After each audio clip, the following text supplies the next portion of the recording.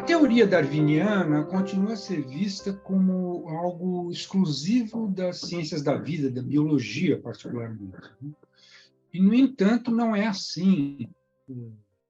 A culpa de ela continuar a ser vista assim é dos darwinistas, de qualquer jeito. Mas, enfim, o fato é que ela é útil, ela tem uma utilidade cognitiva para muitas outras ciências, e foi isso que este ciclo procurou mostrar, com entrevistas com os mais variados pesquisadores, né, pesquisadores das mais diversas disciplinas, inclusive física quântica,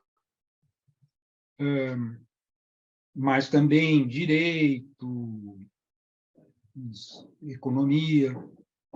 Então, o que a gente fez foi, todo mês, a gente tinha uma sessão de entrevista com um pesquisador, uma entrevista longa, de 2 horas. A ideia é que os vídeos sejam úteis, principalmente para aqueles que virão a fazer pesquisas, né, que tenham alguma relação com as questões da teoria darwiniana, e que alguns desses vídeos possam ser interessantes de ser assistidos inteiro. Mas, de qualquer jeito, o natural é que o que vem acontecendo é que grande parte das pessoas assistam só alguns trechos, né?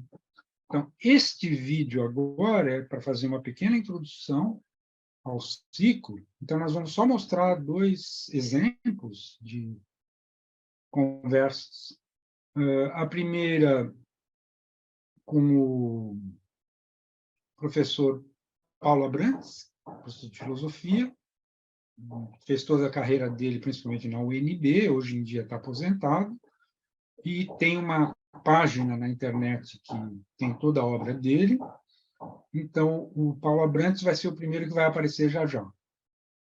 E, em seguida, o José Costa Júnior, que também é da área de filosofia, e que é um jovem professor lá no interior de Minas Gerais. O que eu queria, sobretudo, ressaltar é que essas entrevistas foram feitas com uma grande parceira, que foi a professora Yaroslava, que a gente chama mais de Yarka, e que vai dar aqui um alô para vocês, antes que o vídeo já entre nos exemplos aí do Paulo Abrantes e do José Costa Júnior. Primeiramente, olá a todo mundo, e muito obrigada pelo esse convite, né? O Zé ele me achou entre vários outros pesquisadores, mas provavelmente não é tão fácil achar um antropólogo com essa abordagem mais evolutiva ou evolucionista, ou evolucionária ainda, né? Tem bastante possibilidades. E talvez só para completar, a minha pesquisa é mais empírica, geralmente intercultural, sobre comportamento humano, especificamente comportamento sexual, inclusive orientação sexual, escolha de parceiros, relacionamentos de longo prazo, ciúme, infidelidade, relacionamentos não monogâmicos e várias outras coisas. Mas, basicamente, é isso. Eu estou muito animada com esse ciclo de conversas e, obviamente, eu sou tcheca, mas eu vou tentar falar a língua de vocês.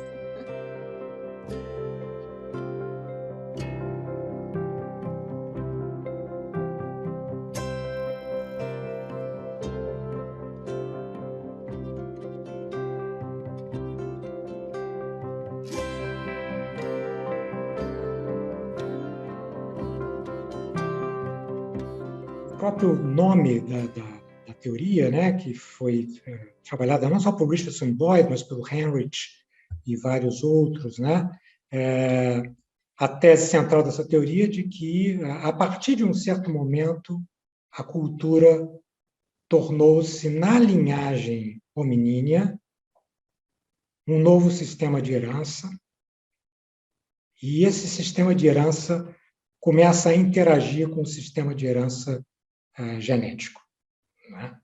E como resultado dessa interação, evoluíram vários traços não somente anatômicos, fisiológicos, mas também traços comportamentais e uma psicologia social, que seria, então, resultado dessa interação. Tá? Então, essa teoria aponta para o fato de que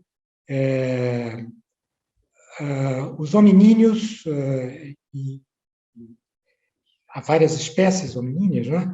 Os hominíneos se distinguem de outras espécies animais pelo fato de que eles são capazes de, a partir de um certo momento, acumular cultura.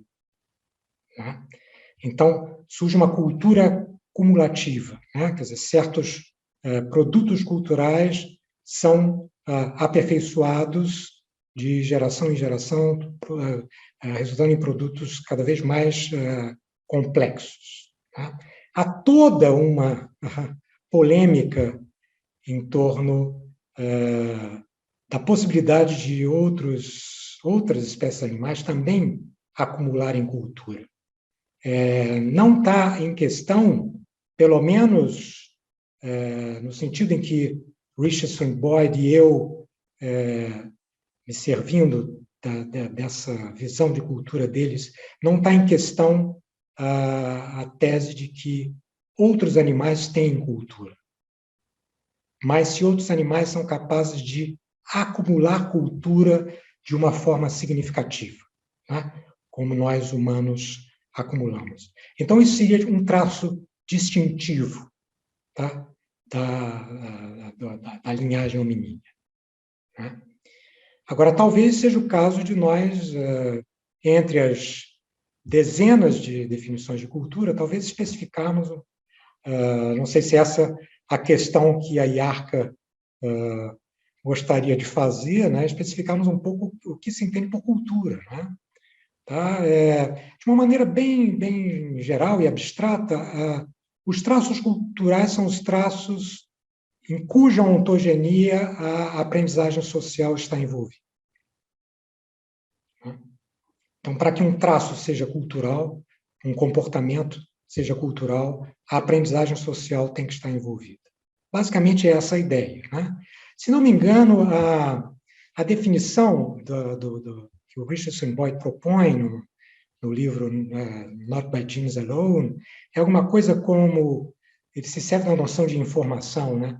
A cultura é informação que é codificada em cérebros, mas também em artefatos, comportamentos, etc., e que é passada de indivíduo para indivíduo por um processo de aprendizagem social. E como há várias modalidades de aprendizagem social, essa definição de cultura abre espaço para o fato de que outras espécies têm cultura. Isso há vários trabalhos empíricos que demonstram, por exemplo, que chimpanzés têm cultura, vários pássaros, enfim. Isso não está em questão.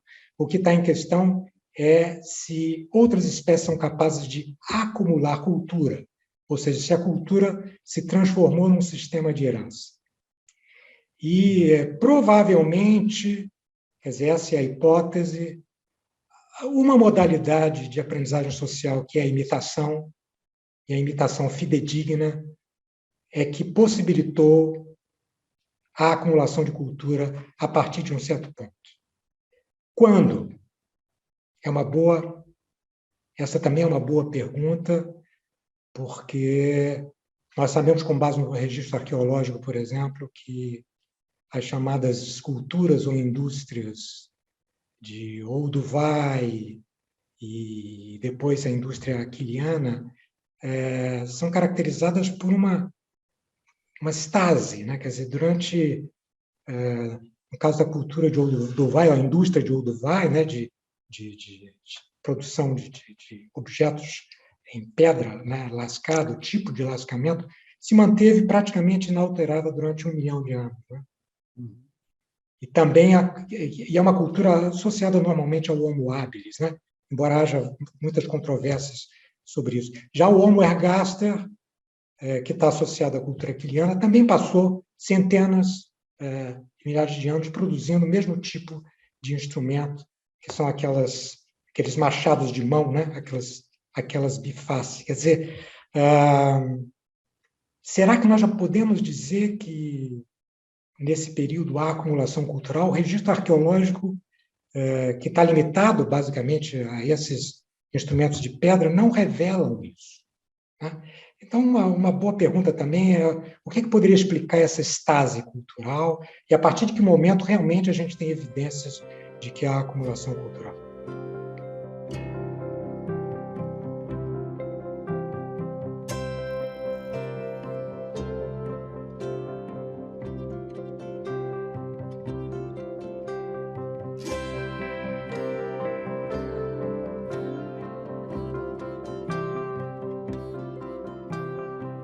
E aí vem o título, né? Quer dizer, seria um trabalho sobre evolução da moralidade, né? Ou como as hipóteses, né, de matriz darwiniana poderiam tentar vir a explicar a sensibilidade moral humana, né? Isso que nós temos como um caráter tão distintivo da nossa condição. O título, né, Como Viver Depois de Darwin, né, ele tem uma tentativa de estimular, né? Ele faz referência a 2 pontos. No primeiro ponto, faz referência aos debates históricos, né? A hipótese darwiniana gerou uma grande celeuma à época, né?